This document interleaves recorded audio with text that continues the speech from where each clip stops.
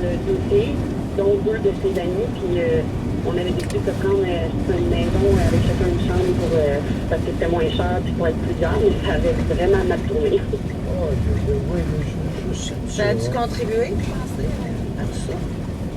Ben peut-être parce qu'en plus, il y avait deux de ses amis là-dedans. Moi, j'étais contre un de ses amis, lui était pour. Mais ça a été plus tard. Après ça, on a eu le temps d'emménager, lui emménager avec un autre coloc. Finalement, on a emménagé ensemble. Ça a été comme 2 mois plus tard. Oui, mais Cynthia, on appelle ça... Vous avez débuté une relation avec un homme sur les Caps d'Oro. Vous êtes sortis en ville, les trois, pour aller vous saouler, avez-vous dit? Êtes-vous sérieux? Oui. Oui. Vous avez bu combien? Combien vous aviez bu ce soir-là? Vous en souvenez-vous? Ben, sincèrement, j'étais vraiment sûre, mais tu sais, je pensais pas que ça allait donner quelque chose. Là. On avait fini la tournée ensemble. Au final, on avait... Non, attends un peu, là. Vraiment saoul au point de tituber, tomber, vomir? Ouais, au point de fumer des cigarettes alors que je fume pas de cigarettes. Oui, mais ça, il y en a en masse qui fument parce qu'ils prennent de la boisson. Mais moi, d'habitude, là, je touche vraiment est-ce que pas quelqu'un à ça, a dû vous ramener chez vous? Avez-vous retrouvé votre chemin seul? Bien, en fait, on est retournés les deux ensemble, qu'on était vraiment sous, puis on a dormi ensemble, mais ça rien passé. Puis là, moi, je pensais pas que ça allait donner quelque chose. Je pensais que c'était juste une soirée comme ça, puis au final, on s'est parlé, puis les deux, on était intéressés, donc on s'était... Vous savez, Cynthia, un peu un problème. Expliquez-nous ça. Expliquez quoi? Vous sortez avec deux gars, vous pactez à la fraise, le gars se ramasse dans votre lit, Oui. en état d'ébriété avancé. Est-ce qu'il y en a un qui a vomi dans les trois? Non, mais là, l'autre gars, lui, est parti, là. OK. Mais non, il n'y en a aucun qui a vomi, non. OK, vous n'avez pas vomi. Avez-vous conduit... est-ce qu'il y en a un qui a Non, conduit on a ça? marché. C'est à 5 minutes, là, où j'habitais. OK, 5 minutes. Ça fait des drôles de départ de relation. Vous ne trouvez pas, Cynthia? Effectivement, mais je me m'attendais vraiment pas à ce que ça finisse en relation. Là. Comme si, moi, c'est... Non, On travaillait ensemble. Une femme, une jeune femme, part, puis s'en va se pacter à la fraise en ville avec deux gars. Oui. Ça a de la classe. Est-ce que c'était votre fille qui faisait ça? Vous diriez quoi? Vous diriez pas un mot? Ben, au départ, on allait juste prendre un verre tranquille, les trois. Là. C'était pas censé virer comme ça, puis je sais Mais vous avez pris quelle quantité? Combien de Je sais verres? pas, peut-être 5-6 verres. Mais si j'étais saoule. Qu'est-ce que Ça vous de faisiez là pour à ça? pu me rappeler de certaines parties, là. Ah, OK. Bon, c'est ça que vous en avez oublié des bouts. Oui. Eh bien, bon, vous savez, Cynthia, on peut s'interroger sur votre jugement. Mais la relation, elle a quand même bien été pendant 3 ans. Oui. Puis l'autre histoire avec, là, on a l'histoire des colocs à 5, la colocation à 5. Légèrement bordélique, ça ressemble aux anciennes communes d'Épis, ça. Mais c'était pas ça. On avait vraiment chacun nos chambres, puis on payait tout séparément. Oui, Cynthia, des débuts de relation, là, la prochaine fois, comme ça saute pas mal. D'accord? Un peu de respect, de l'intimité. Non, mais des communes, là, ça fait pas des enfants forts. Bye, Cynthia. Oui. Oui, un peu de réflexion avant d'agir. Si on n'a pas les moyens, on s'arrange. On va poursuivre, il reste peu de temps à l'émission, puis j'aimerais ça entendre Marie-Ève qui nous appelle de Trois-Rivières. Bonjour Marie-Ève. Oui, allô, bonjour. Marie-Ève. On vous écoute. Oui, alors moi j'ai 38 ans, ça fait 9 ans que je fais vie commune avec mon conjoint. Oui. Je ne l'ai jamais trompé, mais avant de connaître cette personne-là, j'étais une personne qui trompait fréquemment. J'avais des relations qui duraient peut-être entre 2 et 3 ans, puis je trompais mes conjoints. Voilà, je trompais des conjoints. Pourquoi? Parce que soit que je recherchais de l'attention, j'étais quand même bien dans mes relations. Je pense qu'à la base, c'était plus moi, parce que j'avais selon moi, des bonnes personnes, mais je travaillais dans un milieu où est-ce que je voyais beaucoup de gens, puis c'était Quel plus genre fort de que moi. milieu êtes-vous borné? Non, c'est dans le milieu, dans un lieu. Donc, j'étais professeur d'aérobie, de spinning, puis j'avais souvent Avec des femmes ou des hommes? Ben, c'était plus, c'était mix, là. Mais j'avais souvent des invitations, puis voilà, j'acceptais les invitations, puis ça arrivait à Est-ce qu'il y en a une l'occasion couple? Est-ce qu'il y en a une couple qui est assez bien bâtie dans vos Oui, spinats? oui, oui, non, non, c'était des beaux garçons quand même, et mes chums aussi, c'était des beaux garçons quand même, là, tout à fait, mais je sais pas, c'était peut-être une façon Puis les d'aller chercher spineux, une est-ce certaine confiance. est-ce qu'il y en a une couple qui vous ont fait spinner à leur tour? Doc Mayou, franchement. Ben, puis bon, un petit peu, c'est sûr, on se le cachera pas, mais Ah. c'était pas ça que je recherchais nécessairement. Ça a C'était fait plus du le bien, fait- ça a fait du bien, ça vous a permis de grandir. Honnêtement, ben, à l'époque, je pense pas que je grandissais là-dedans. Là. C'est plus quand j'ai rencontré la bonne personne que je sais Est-ce pas, qu'il on est dirait que je me suis possible, comme est-ce qu'il est bandée. possible, est-ce qu'il est possible, Marie-Ève, que vous aviez besoin de grandir avant d'être stable dans une relation avec un homme? Ben, aujourd'hui, je peux dire ça, oui, oui. Les gens me disaient, cette personne-là, elle va jamais, elle va toujours tromper. Qui trompe un jour, trompe toujours. Selon moi, c'est pas vrai. Alors, il y a plusieurs Mais- routes qui mènent à Rome. Et c'était pour ça que vous vouliez appeler Marie-Ève? Pour dire que vous avez été, entre guillemets, volage avant, mais que ça se peut devenir stable par la suite avec le bon partenaire? Ben, le bon partenaire, puis aussi de se remettre en question, je pense, là. Puis que le dicton qui trompe un jour, trompe toujours, je pense que Non, c'est passé date, là, mais... non, parce qu'il y en a beaucoup qui n'ont jamais trompé, qui vont tromper ça. Alors, non, dicton. Ah, peut-être. Puis votre vie est pas Peut-être, finie non peut-être. plus. Avec enfant ou sans enfant, Marielle? Maintenant, j'ai 2 enfants. Oh. Disons que ça spinne un peu moins avec 2 enfants. Quel âge ont-ils? 13 mois et 4 ans et demi. Oh, oh, oh! Est-ce qu'on a besoin d'un homme avec 2 bébés comme ça? Ben oui, c'est ça, ça l'aide. Oui. Oui, oui. Mais oui, pas oui, de deux, oui, c'est ça? oui. Non, pas deux hommes. Un homme, c'est assez, non. Oui, on a besoin d'un pour aider parce que... Oh, oui. Là, c'est vrai qu'on va spinner solide. Excellent, Ouais. Daniel. Merci de le dire. Alors, la vie, Voilà. la vie a de ses exigences, José. Vois-tu, à première vue, on n'avait pas trop d'explications. Il y a 2 bébés, là. Là, elle a décidé de se reproduire. Ça prend un homme. Là, ça ne prendra pas tout le temps. Mais là, ça le prend. Écoute, 13 mois, 4 ans et demi, là. Êtes-vous en train de dire qu'on pourrait lui reparler dans 2-3 ans? 3, 4, oui. Fait que vous, Oui. vous y croyez que infidèle un jour, Oh, infidèle non, ça n'a rien à voir avec ça. Ça n'a rien à voir avec Bien ça. consciente, là. Mais, écoute, elle est sur une voie. Alors, il est possible qu'en se remettant en question, au moins, si elle a à nouveau une relation extra-conjugale, elle saura pourquoi elle le fait. Et pas seulement pour se faire spinner. Vous avez vu ça. Vous aviez l'image dans votre tête, là, le spin. Mais en conclusion, en quelques secondes, l'émission est presque terminée. Oui. Vous allez jusqu'à dire qu'il y en a qui ont besoin de se procrandir. Ah, définitivement. Oui.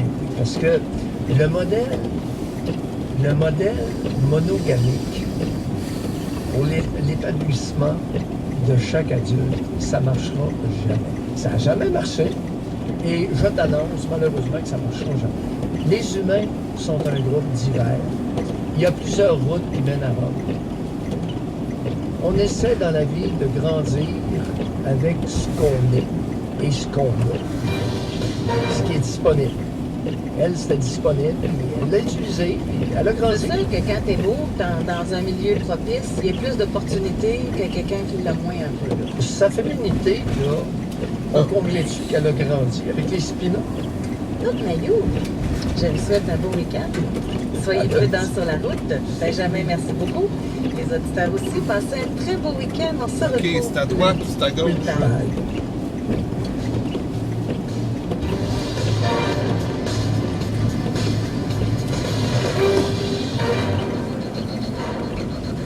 À droite. Soyez là demain, 9h30. Pour une autre édition du Doc Mayou et José. Avec Doc Mayou et José Arsenault. Sacrament. Au Saguenay-Lac-Saint-Jean, il y a de la neige et une bordée de Yahoo! Réservez votre séjour en ski au saguenaylac-saint-jean.ca. Je connais quelque chose de plus réconfortant qu'un coton ouaté. C'est les classiques à 10 de chez Normandin. Pour encore quelques jours, dès 16h, profitez de 5 classiques Normandin que vous adorez à seulement 10 $. Pour connaître l'état du tronçon qui doit emprunter. Parce que là, on comprend qu'à peu près toutes les routes sont enneigées. Au moins, il y a de la neige sur la chaussée partout. Oui, surtout qu'on a enneigé, la visibilité est réduite par un droit, voire même mieux à certains endroits. C'est vraiment une vraie tempête hivernale. Là, puis ça va depuis hier là, sur la grande région de Québec et sur tout le Québec d'ailleurs. Et on va suivre ça avec beaucoup d'intérêt. Si jamais il y a d'autres accidents, d'autres routes fermées, on se fait signe parce qu'on va essayer d'informer les auditeurs. Peut-être leur rappeler aussi que c'était pas une mauvaise idée d'allumer vos phares et de déneiger comme il faut, là, parce que j'ai vu encore des égouts qui se promenaient ce matin sur la route. Là. Il y en a toujours qui... je sais pas si c'est parce qu'ils n'ont pas de balai à déneiger les autos, je sais pas c'est quoi le problème, ils sont trop pressés, mais c'est pas nécessairement des bonnes pratiques, ça aide pas les gens autour non plus. Ben, j'en allais justement là pour faire quelques conseils là, au vis-à-vis de la route. Là. En plus de consulter le Québec 51, évidemment, allumer tes phares. C'est pas vrai que les phares sont allumés sur le section automatique là, de votre voiture. Il faut absolument l'ouvrir et puis évidemment déneiger leur voiture, avertir votre pièce. Puis les véhicules de déneigement roulent pas rapidement, on le sait. C'est parce que ça fait un meilleur travail à ce moment-là. Alors, il faut être patient. Bon, venez par contre une sortie d'autoroute, puis vous allez pouvoir continuer votre chemin et adapter votre chemin. Vos patience va être...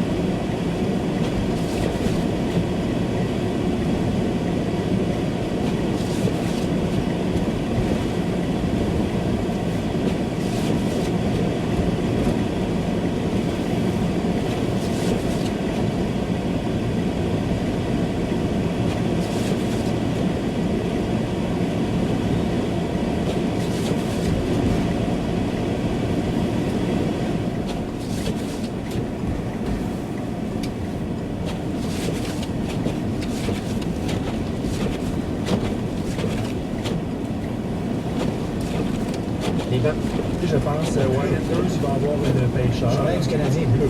Bleu, c'est ça. Pourquoi? Pour les Maroons, il va sûrement avoir une raison. Un chandail bleu, une espèce de C avec une barre blanche. Ouais. Je suis juste nargué les Maple Leafs. Non.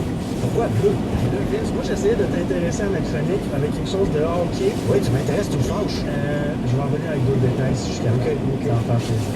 Est-ce qu'on peut mettre la tourne pour dire de qui j'aurais pu nous parler? L'ABC du rock avec François Gariepi et je lis dans la tête les très consacrés J.C. Ouellet et Vince Cochon. Non, on l'avait dit dans le show-là, c'est Shakira qui gagnait contre Gino. Et puis est-ce que tu veux consacrer Alex Leblanc qui a quand même étiré son chiffre gratis pour remplacer Jean-Claude? Ben, je vais t'avouer que ça fait mon affaire que tu sois là parce que tu es un gars qui aime la musique. Oui. Aujourd'hui, j'aurais pu évidemment te parler de Nine Inch Nails. Je ne sais pas si vous êtes interpellé par Je pensais que tu allais parler de Nîmes. Non, de Nîmes, ben, en fait, ils sont venus en Catimini une seule fois à Québec le 2 mars 2006 au Vieux Colisée. Ça avait commencé avec une espèce de drap.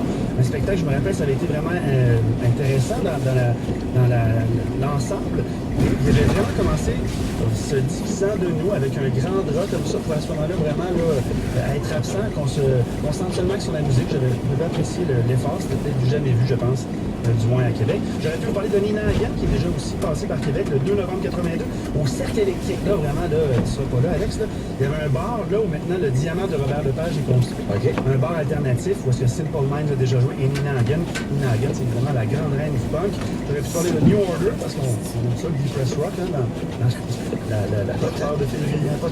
Ou de Napalm Death, l'inventeur du Grand Corps. Mais j'ai décidé de vous parler de Nazareth, de Nirvana, de New Kids on the Block, de Nashville aussi et de Nicole Martin. Ah non, OK, on va se rendre. Ça va être le fun. On bouge de se rendre à Nicole. J'aime bien tes sélections. Parlons de Nazareth. là, on peut savoir Love Earth? Je pense que c'est une chanson que tout le monde connaît. Et on peut en parler un peu plus profondément. Je vois rien, Caroline de Bin. Veux-tu Frencher sur Love Hurts? Il y a personne en studio ici qui a joué avec nous. Non, mais Love Hurts, tu French, tu te fais mal. Ah oui. C'est un peu... Ben, ils disent, hein? Un baiser maso. Love is like a cloud, Exact. holds a lot of rain. C'est vrai. Love is like a flame, it burns you when it's hot. Ouf. Mais tu sais, je pense que c'est surtout le fait que quand j'ai fêté mes 18 ans au Cabaret Frontenac, c'est la chanson qui jouait aux 20 minutes. T'as-tu embrassé une femme avec un feu sauvage pour vraiment vérifier les paroles? Non, je ne pense pas que ce soir-là, je me sois commis, mais ceux qui se rappellent du confessionnal de Robert Lepage, il y avait des fans qui avaient été tournés dans ce bar-là. Je n'étais pas allé non plus au Gué Serpentin, là, la porte adjacente. Mais Nazareth, c'est tout ça pour dire que c'est une chanson quand même assez impressionnante et connue. Dans les années 70, c'est devenu l'emblème du groupe Nazareth, qui revendique aussi d'autres chansons, Love Leads to Madness. On les disait un peu près de Led Zeppelin, de AC/DC même. Ils se sont vraiment trouvé une authentique signature avec la voix rauque de Dan McCarthy, qui lui, on dit toujours qu'il est à bout de souffle, qui vient de fumer un carton de Dumouriez. Je pense que de toute l'histoire de ce groupe-là, c'est vraiment cette reprise-là qui va rester, parce que c'est une reprise, je vous le mentionne. C'est d'abord une chanson qui avait été écrite pour les Everly Brothers, ensuite qui a été reprise par Roy Orbison, et personne s'en souvient, mais dans les années 90 aussi, Cher l'avait repris. Mais c'est vraiment eux là, qui, je pense, se sont vraiment appropriés Love Hurts, qui reste, je pense, une des chansons les plus cool de l'histoire des bars de danseuses au Québec et en Ontario. C'est un exemple de band de rock qui s'est fait le plus connaître, malgré eux, avec un Christy Slow. Power Ballad, exact. Une seule visite à Québec, c'est en 83, lors de la tournée de Born Again avec Black Sabbath. C'était Ian Gillan qui chantait à l'époque. Et puis, ça clôt là, comme un peu le sujet de Nazareth. Salutations à cet auditeur anonyme qui nous dit Love Hurts, c'était mon slow de mariage. Oui, puis êtes-vous toujours marié? C'est ce que j'allais lui demander, donc on attend sa réponse. Là, on sort un peu du sujet. C'était juste, en fait, j'avais l'idée de vous parler de New Kids on the Block, juste un peu pour faire Sweet GC, qui malheureusement n'est pas là. C'est juste que dans l'histoire du rock de Québec, là, il est arrivé quelque chose de formidable le 22 mars 1990, me semble. Il y avait un spectacle au Vieux Colisée, des New Kids on the Block, le seul de l'histoire. Et suite à ce spectacle-là, il y a eu un vol à main armée. Vous vous souvenez de ça? Non, mais ça, c'est-tu Ain't Tough? Es-tu déjà sorti à ce moment-là? Ouais. OK, on est déjà là.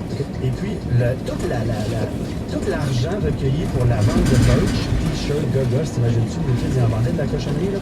Ça a été volé, des voleurs qui ont séquestré les gens qui étaient responsables de la somme. Et puis, ça a vraiment là, été, dans l'histoire du Colisée, quelque chose. C'était où, ça? Colisée, quelle année? 1990. 90, ouais, je pense que c'est le vol. Ensuite, il y avait eu la séquestration, vol à main armée, puis il était parti avec la totalité. Il n'y a pas aucune trace de ça sur le web. Je trouvais rien sur les sites des quotidiens de Québec. Je me suis référé à des agents de compagnies disques et tout pour vraiment vous en parler ce matin. Mais hier soir, j'étais là sur le dossier. Oui, c'est arrivé. C'est vraiment à Québec. Est-ce qu'on pensait en plus avec les chandails de Donnie et de Jordan? Pas les boîtes de t-shirts, mais la somme qui parle de mes soeurs m'ont cassé. C'est l'enfer. Mes deux soeurs, c'est l'enfer. Jamais. Vous avez une sœur des années 80-90, ça va entièrement de comprendre. Ça, j'aimerais qu'on enchaîne avec Nashville Pussy. Je porte un gilet de Nashville Pussy. Très clean en passant. J'ai amené un disque de Nashville Pussy en studio. Nashville Pussy qui était un groupe qui passait souvent par Québec. On a même une signature. Et là, c'est un groupe de rock formidable en concert et qui n'a jamais vraiment pu s'imposer malgré un redoutable catalogue. Et là, je vais te parler de Corey Parks. Corey Parks, c'est la première bassiste, c'est la bassiste fondatrice du groupe. Vince, elle mesure 6 pieds 3, puis c'est la sœur de Cherokee Parks. OK. Qui est un joueur de basket. Ballon, les Bucks de Milwaukee, entre autres. Ballon dribblé. Oui. Donc, avec les Golden State, les Warriors, les Grizzlies de Vancouver, les Clippers, il y a pour tout le monde, ce gars-là. Les Bucks, j'imagine, je dois dire avant. Il a joué pour les Warriors, puis pour les Golden State. Les deux. Je connais pas très bien le basket. Il a traversé la baie puis il est revenu du moi, je bord de connais la Corey Parks, par exemple, qui était la maîtresse de Motorhead. Plus belle que son frère. Je sais pas. Les pères qui ont été élevés vraiment dans une famille de hippies. Le problème avec le drogue des parents ont mené à une carrière formidable de la fille bassiste et du fils joueur de basketball. À un moment donné, il y a eu un bad trip autour de Corey qui était marié à un homme qui s'est suicidé. Et l'homme, je pense, était un peu jaloux et tout. Et Lémi a écrit une lettre comme ça pour s'exprimer sur le sujet. Non, il n'avait pas eu d'aventure, d'idylle formelle. Ceux qui sont venus souvent à Québec, c'était des gens ici qui ont des souvenirs d'avoir vu Nashville pousser au Cachemire. Saint-Jean, c'était des abonnés. Et puis, ben, c'est ça, je pense que ça valait la peine de le mentionner dans la lettre M. Nashville Poussy, je pense que c'est un son qui aurait plu à JC. C'est vraiment quelque chose de swamp, là, c'est un rock dégoût. Je sais pas quoi dire, il a décidé qu'il venait pas très bien. Ouais, c'est ça.